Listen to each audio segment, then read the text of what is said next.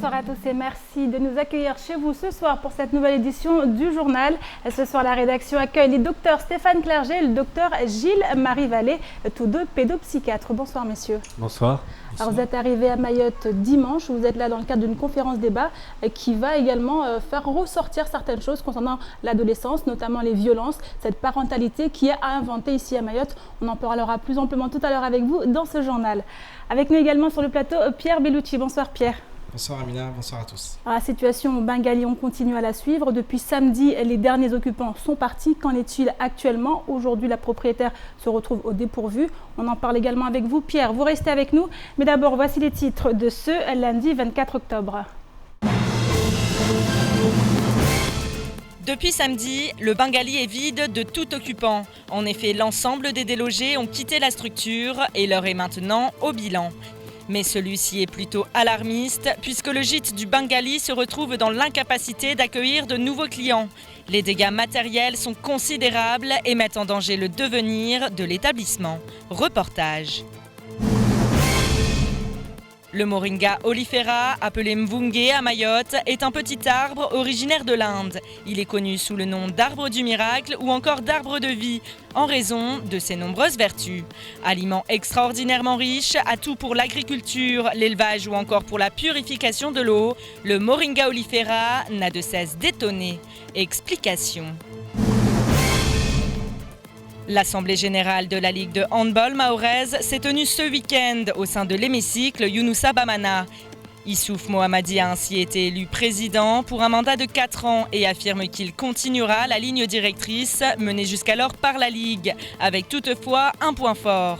En effet, il souhaite continuer le travail permettant de féminiser ce sport. Plus d'informations à la fin de cette édition. Le gîte du Bengali s'est désormais vidé de toutes les familles délogées qui avaient pris leur quartier depuis plusieurs mois. Les derniers occupants ont donc quitté les lieux samedi. Et si ces derniers se réjouissent d'avoir trouvé un nouveau foyer, pour la gérante en revanche, l'épisode ne s'arrête pas là. L'heure du bilan avait sonné ce matin et fort malheureusement pour elle, la note finale est particulièrement salée. La compensation financière perçue jusqu'alors ne suffisant déjà pas à couvrir les frais d'accueil. La propriétaire doit désormais faire face à l'état des gîtes devenu inutilisable. Un sujet signé Abbas Alidi, Pierre Bellucci et Leslie Vimney. Le gîte du Bengali est désormais vide de tout occupant. Depuis le 22 juin dernier, des dizaines de familles décasées occupaient les lieux, mais tous ont aujourd'hui retrouvé un toit. Mais pour la gérante de la structure, les semaines à venir s'annoncent des plus compliquées. La situation en est là aujourd'hui qu'il faut je trouve une solution pour l'après cet événement. Et on en est là aujourd'hui. De mon côté, on essaie de trouver par tous les moyens comment rénover le Bengali. Mais je n'ai pas beaucoup de choses à dire aujourd'hui. Ce n'est que de remercier quand même Monsieur le préfet de Mayotte et remercier les expulsés par rapport à tout ce qui s'est passé au Bengali. Des remerciements qui ne cachent pas les difficultés auxquelles doit aujourd'hui faire face la gérante. En effet, la préfecture doit encore verser une partie de l'argent lié à la convention de partenariat signée en juin dernier. Mais cela reste insuffisant pour pouvoir véritablement envisager une reprise prochaine des activités. Ils ne sont plus en état d'être utilisés, pas avant maximum 3 mois. Aujourd'hui, on ferme le Bengali, peut-être pour 3 mois ou 4 mois. La suite, ce sont d'importants travaux afin que le gîte soit à nouveau à même d'accueillir des clients. Même si ce matin la gérante est apparue des plus pessimistes quant à la poursuite de son activité. Alors on l'a vu, Pierre, la question se l'a posée. Les derniers occupants sont finalement partis samedi et la propriétaire récupère un gîte complètement abîmé. On l'a vu sur les images. Oui, complètement abîmé. Il y a une estimation qui a été faite par des entreprises, 82 000 € de travaux. Donc, elle l'a expliqué, fermeture jusqu'au 15 décembre. Et ils vont essayer de réussir à trouver l'argent. Elle envisage de faire un prêt. Elle était à la banque ce matin d'ailleurs. C'est à cet endroit que nous l'avons trouvé pour faire l'interview. Donc effectivement, une situation très compliquée. Quelque part, on s'y attendait puisque elle a accueilli jusqu'à 300 personnes à un moment donné. Donc on le voit, il y a très peu de gîtes. Donc c'était quand même déjà très compliqué, une situation d'urgence.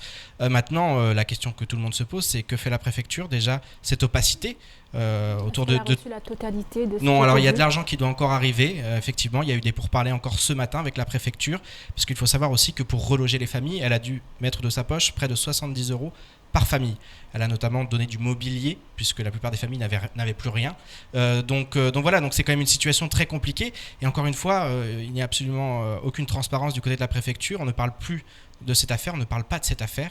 Or, c'est quand même quelque chose de très important. On ne sait pas vraiment où ont été relogés les familles. On sait qu'il y a des particuliers. C'est que j'allais vous poser, est-ce qu'on a une idée de l'endroit où ils sont actuellement ? Alors, effectivement, certaines ont été relogées. Alors, il y avait plusieurs cas de figure. Il y avait les cas de figure dont certains avaient eu une carte de séjour grâce aux attestations d'hébergement. Donc, la préfecture l'avait bien signifié.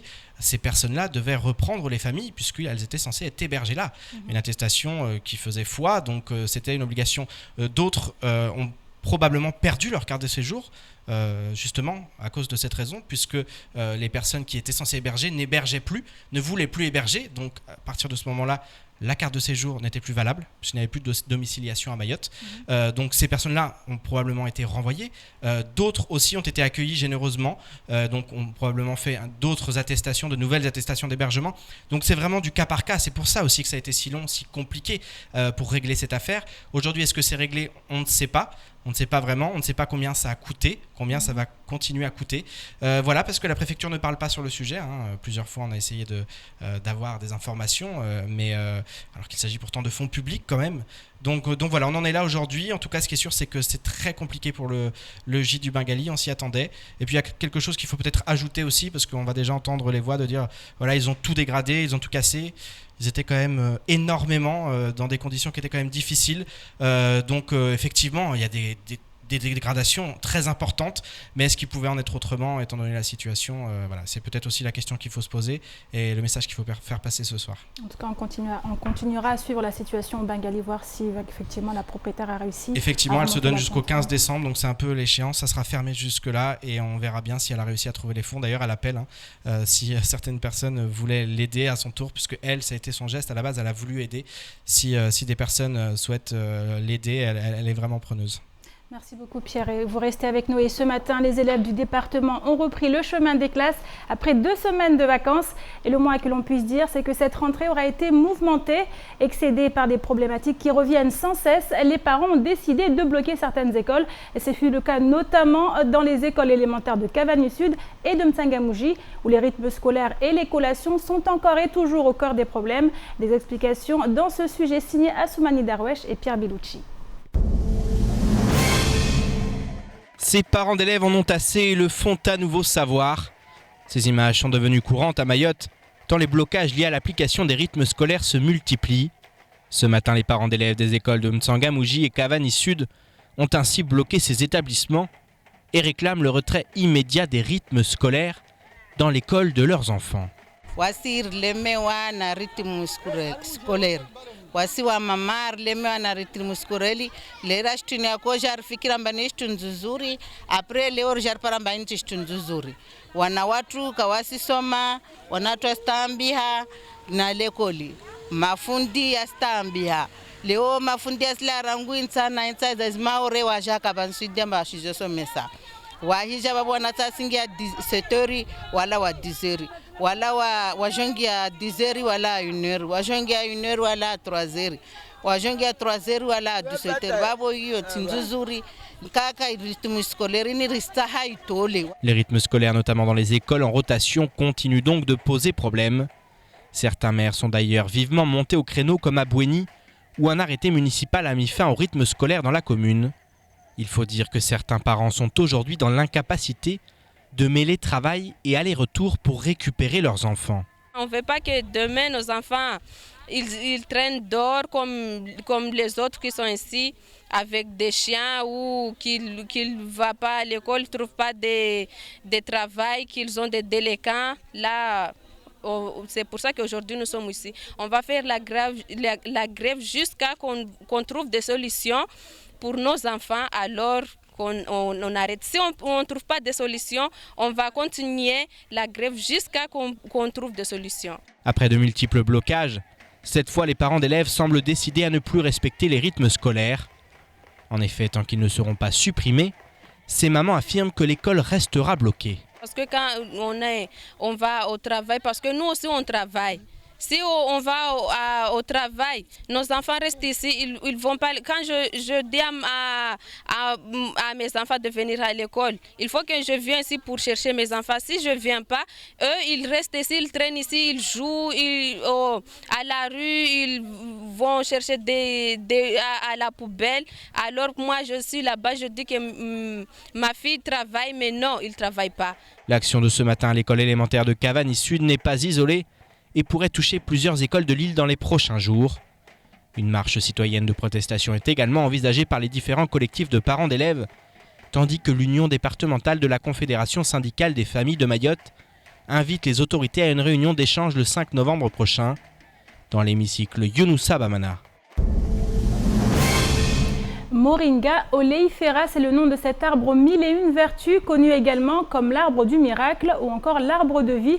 Celui-ci répondrait entre autres à tous vos besoins nutritionnels, permettrait également de prévenir plus de 300 maladies ou encore purifierait votre eau. Originaire de l'Inde, dans les vallées au sud de l'Himalaya, on le retrouve également à Mayotte où il porte le nom de mvungé. Alors pour ceux qui ne connaîtraient pas encore toutes les utilisations qui peuvent en être faites, Erwan Alanik a accepté de nous en dire davantage sur les vertus du Moringa oleifera. Les précisions dans ce reportage signé Adèle Laurent. Les feuilles du Moringa oleifera contiendraient 2 fois plus de vitamine A que la carotte, 14 fois plus de calcium que le lait, 9 fois plus de fer que les épinards ou encore 4 fois plus de potassium que la banane. Mais ce n'est pas tout. Le mvungé, comme on le nomme en shimaoré, est en effet un arbre généreux dont presque toutes les parties peuvent être utilisées comme aliment ou comme alicament. Progressivement, en fait, le principe du nettoyage par le Moringa oleifera vous permet de réduire certaines difficultés que vous pouvez avoir au niveau de votre santé. Alors je pense à la goutte, aux problèmes intestinaux, ça vous permet d'améliorer votre peau, vos cheveux poussent mieux. Cette plante est un aliment qui permet de prévenir au niveau du diabète, sur les problèmes d'hypoglycémie, sur la circulation sanguine. Aujourd'hui, c'est affirmé par l'OMS, donc c'est un préventif anticancéreux, anti-ulcéreux. Prévenir des maladies et être acteur de sa santé tout en restant vigilant quant à son utilisation. Et l'arbre du miracle n'a pas fini de surprendre. En effet, ces graines sont également très utiles pour la purification de l'eau à travers un processus peu coûteux, réduisant la population bactérienne de 90%. Le moringa peut également être utilisé dans l'alimentation animale comme hormone de croissance végétale ou encore comme engrais vert. Ce serait un magnifique cadeau également pour les agriculteurs à Mayotte, pour les éleveurs. En agriculture, c'est un engrais naturel. Vous pouvez faire des composts avec le Moringa oleifera. Vous pouvez le planter entre chaque bananier et au moment de la saison sèche, en fait, simplement le couper. Vous le laissez se défaire sur votre sol et automatiquement le sol va se nourrir de toutes les vertus du Moringa oleifera. Antibactérien, fongicide, antiparasitaire. Il y a des études qui vous proposent aujourd'hui d'envelopper vos graines avec le Moringa en les plantant pour les protéger en fait au niveau bactérien et des champignons. Extraordinaire aliment, atout pour l'agriculture, l'élevage et la purification de l'eau, le Moringa oleifera porte bien son nom d'arbre du miracle. Celui-ci est encore sous-exploité, pourtant il permettrait d'améliorer durablement les conditions de vie dans les pays en développement.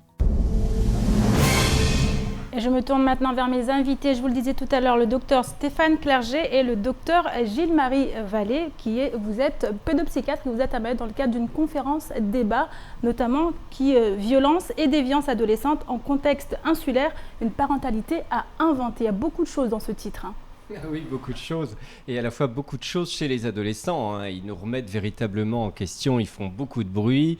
Et c'est vrai que la violence et la délinquance, que ce soit à Mayotte ou sur le territoire national, riment souvent avec adolescence. C'est la période de la vie où on est, j'allais dire, le plus en rupture de banc. Heureusement, l'accompagnement parental, l'accompagnement des professionnels permet une sortie de la violence, une sortie de la délinquance pour devenir des adultes paisibles. Alors on parle de contexte insulaire avec une parentalité inventée. Est-ce que cela veut dire que ici, à Mayotte notamment, ce n'est pas la même chose qu'en métropole, sur le territoire national ? Disons que l'insularité va favoriser sans doute certaines choses assez spécifiques. On sait par exemple que les adolescents ont besoin justement de se séparer un peu de leurs repères, notamment les repères parentaux, pour avoir besoin de s'émanciper. Et ils vont chercher de ce fait un ailleurs. Et c'est vrai que l'insularité limite les possibilités d'un ailleurs, puisqu'effectivement le territoire est plus réduit et favorise peut-être justement d'autres recherches, ou la recherche d'un ailleurs, mais qui soit justement pas géographique. Justement, ça peut être virtuel, puisqu'on voit aujourd'hui les adolescents sont beaucoup axés sur les réseaux sociaux, notamment avec Internet. Vous avez raison, mais finalement, c'est pas suffisant, parce que le virtuel, eh bien, par définition, on ne peut pas vraiment agir, se montrer utile. Or, c'est un âge où on a plein d'énergie pour faire les choses. Donc, le virtuel ne vaudra jamais les séjours en rupture, et je pense qu'il faut effectivement militer pour que les jeunes aient la possibilité d'aller séjourner dans d'autres départements, pour voir un peu autre chose et revenir plus serein, fort de cette expérience. Alors la cellule familiale est complètement différente ici à Mayotte. Alors comment on gère ce genre de difficultés avec un adolescent pour les parents ?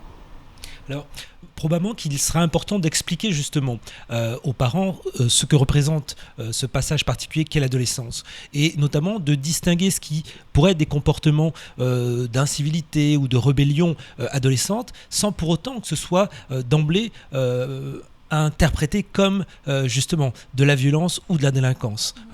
Alors il faut prendre la juste mesure, alors pour les parents ça peut être compliqué. Oui, il faut que les parents n'hésitent pas à communiquer, puis aussi à valoriser son adolescent. C'est bien de lui faire des reproches quand il fait mal, mais c'est bien aussi de le soutenir, de l'encourager quand il fait bien.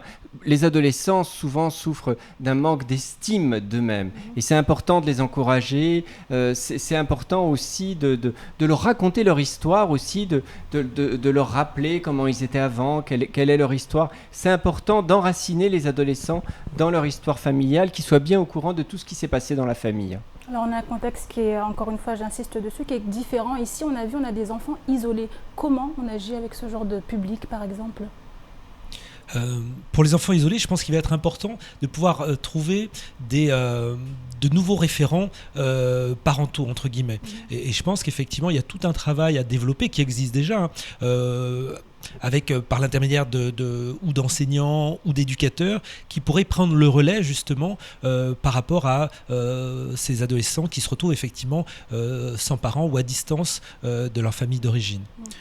Alors, oui, et on n'a rien fait de mieux pour s'occuper d'adolescents que des adultes, finalement. Donc on a besoin, c'est vrai que dans cette île, il y a plus d'adolescents que d'adultes, donc il faut vraiment mobiliser tous les adultes qui servent de modèle, de référent, que ce soit pour les mineurs isolés ou pour les autres.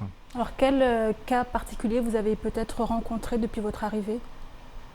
Alors, j'ai particulièrement été sensible à votre reportage sur justement la grève des enseignants, ou en tout cas cette mobilisation, parce qu'effectivement, je crois qu'il y a beaucoup de choses à faire par rapport à l'école. Je crois que l'école, avant d'être effectivement l'école de la République, est surtout l'école de la citoyenneté, et c'est, je dirais, un peu le lieu commun où on va pouvoir effectivement trouver des valeurs communes, apprendre des choses ensemble.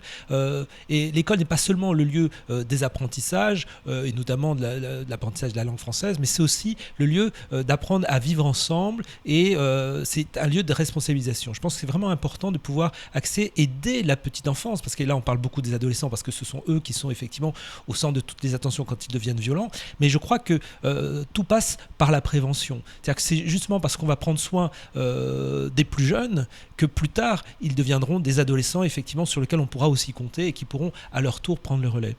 L'école, bien sûr, mais aussi développer des consultations d'aide à la parentalité, donc trouver le moyen d'attirer ici des psychologues, des pédopsychiatres, des conseillers qui puissent accompagner les parents, puisque les adolescents ont changé. On entend les parents, les grands-parents qui nous disent « mais enfin, nous, on n'était pas comme ça ». C'est vrai que l'environnement a changé, la départementalisation a modifié l'environnement, et les adolescents sont un peu différents aujourd'hui. Donc il faut aider les parents à s'adapter, et effectivement. Et puis, l'importance l'importance de la formation et du travail, évidemment. On sait très bien que c'est fondamental pour la jeunesse. Donc faire en sorte d'attirer ici les entreprises privées pour offrir du travail aux jeunes. Merci beaucoup, docteur Stéphane Clerget et docteur Gilles Marie-Vallée, pédopsychiatre, on l'a vu. Donc on essaiera de vous tenir au courant de la situation par la suite et puis revenez éventuellement pour cet accompagnement qui manque ici à Mayotte, on le sait. Et je vous propose maintenant de faire un petit tour d'horizon du reste de l'actualité de ce lundi 24 octobre. C'est tout de suite dans l'actualité en bref. Mardi dernier, les policiers de la BAC ont affiché leur solidarité avec leurs collègues de métropole. Une action qui n'est liée à aucun syndicat, tandis qu'un rassemblement sera organisé ce mercredi 26 octobre à 12h30 devant la préfecture de Mayotte. Un rassemblement policier et citoyen sans, je cite, récupération syndicale et sans signe distinctif, pas de drapeau, pas de banderole. De son côté, l'intersyndicale constituée appelle à un autre rassemblement, indiquant, je cite, que l'intersyndicale ne s'associera pas à la prétendue marche de la colère policière et citoyenne, indécente opération de récupération.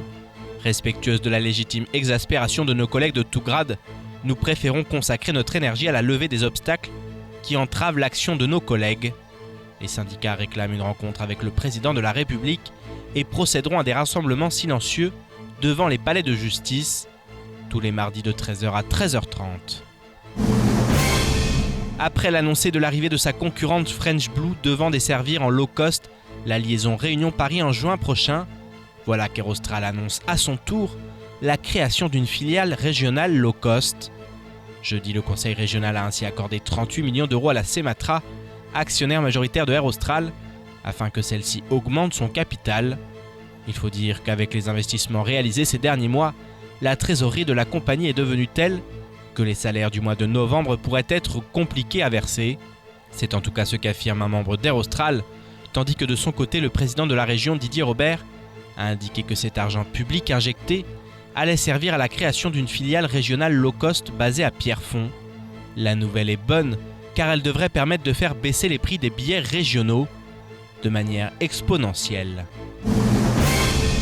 Et autre bonne nouvelle qui devrait désengorger le service des impôts, tout en luttant contre les trafics qui se sont développés ces dernières semaines. La Direction régionale des finances publiques de Mayotte informe ainsi qu'à compter du 2 novembre 2016, les usagers mahorais auront la possibilité d'acheter les timbres fiscaux dans les bureaux de poste suivants: Compagnie Dembeni, Dzaoudi, L'Abattoir, Dzumonier, Kungum, Tsapere, Pamandi et Sada. Par ailleurs, les usagers peuvent également acheter des timbres fiscaux électroniques sur Internet à l'adresse timbre.impo.gouv.fr. De quoi mieux répartir les nombreuses personnes contraintes de venir s'agglutiner durant plusieurs heures devant le service de la DRFIP à Mamoudzou. Alors Pierre, vous nous avez rejoint de nouveau et vous allez nous parler de ce mouvement qui se prépare demain du côté des avocats. Oui, alors effectivement, demain c'est un jour important puisque c'est l'audience solennelle de rentrée pour le tribunal de grande instance, pour la justice à Mayotte. Donc c'est toujours un moment très important, un moment très solennel où voilà, dans les pouvoirs, la justice fait sa rentrée. Et ça va être une rentrée qui risque d'être mouvementée. Pourquoi ? Parce que déjà à 13h, il y aura effectivement cette manifestation. C'est difficile de parler de manifestation parce qu'on sait que les policiers n'ont pas le droit de faire grève. Donc on va dire voilà, cette action silencieuse de la part des policiers de 13h à 13h30. Ensuite, à 15h, il y a cette audience solennelle qui est programmée. Et les avocats ont envoyé, notamment par le biais du bâtonnier Najim Hamada aujourd'hui, une motion en disant qu'ils allaient boycotter l'audience solennelle. Donc c'est un geste très très fort de la part des avocats du département qui en ont marre. Alors il y a beaucoup de revendications, il y a énormément de choses, notamment les conditions de travail qui sont compliquées au tribunal du fait de locaux qui ne sont pas forcément tout à fait adaptés à l'exercice de leur profession. Il y a beaucoup de choses qui posent problème, un manque de considération aussi par rapport voilà, on pourra rentrer dans le détail. Demain matin, Najim Hamada sera notamment sur notre plateau. Il nous en dira un peu plus, mais en tout cas, voilà, c'est une rentrée qui va se faire un peu dans l'agitation. On sait qu'on va avoir la présentation des nouveaux magistrats. C'est toujours un moment très important. On se souvient que l'an passé, d'ailleurs, aucun élu n'était présent et ça avait fait un peu de remue-ménage parce que c'est un moment qui est toujours très solennel et qui est aussi ancré, j'allais dire, dans la République et dans le fonctionnement de la République. Donc demain, ça va être un petit peu compliqué.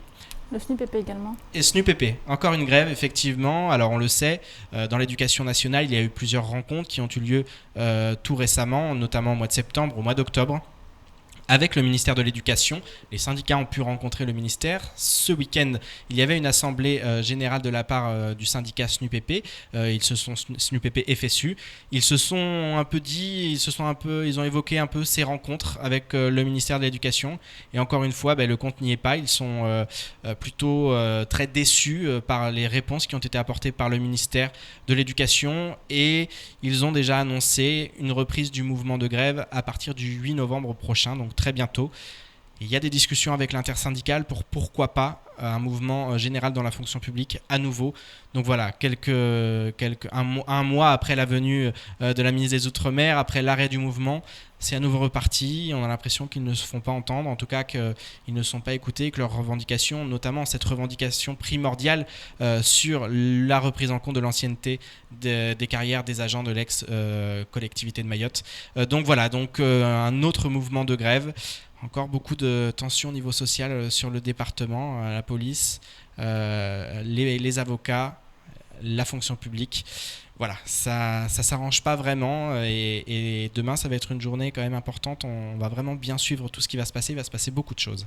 Merci beaucoup Pierre et de toute façon on se retrouve demain soir sur le plateau pour en parler. Et maintenant on termine avec cette élection qui s'est déroulée samedi au sein de l'hémicycle Younoussa Bamana.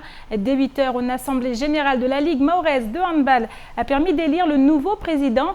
Après 4 ans de mandat, Anziz Aïroun dépasse la main à Issouf Mohamadi, alias Gougou, du club de Kanikeli. Une nouvelle présidence qui devrait néanmoins être marquée du sceau de la continuité. Un reportage signé Youssouf Abdallah, Pierre Bellucci et Leslie Vimney. Il n'y aura pas eu de suspense ce samedi lors de l'élection du nouveau président de la Ligue mahoraise de handball. En effet, une seule liste composée de 25 membres était en course pour succéder au mandat d'Anziz Aïroun. Un mandat qui, selon le président sortant, aura été riche en avancées. Notre politique, c'était la jeunesse. Je pense qu'on a montré qu'on s'est bien occupé parce qu'il y a pas mal d'actions envers eux.